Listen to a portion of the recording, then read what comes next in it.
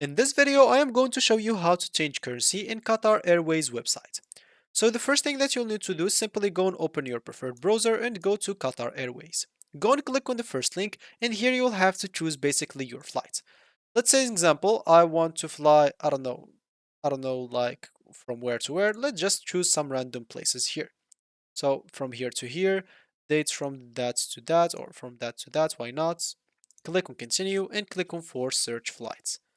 So as example, you'll have to wait a bit until they look for the flights. So there are no flights because the places I choose is so random. So to find the proper flights, as example, I'm just going to look for something inside Qatar, like Doha as example, and here as example, maybe London or something like that. Yeah. The dates, I'm just gonna keep it the same, search for flights, and this should normally show us a good flight. As you can see, so here is flights. So as you can see in here, you'll find this price, which is car. As you can see, you don't know what is this currency and you want to change it to your own currency. So what you should do is simply go here. As you can see, you'll find see more details. On the right, you'll find the currency. If you go and click on that, here you'll find this menu where you'll be able to change to every currency that they have in here.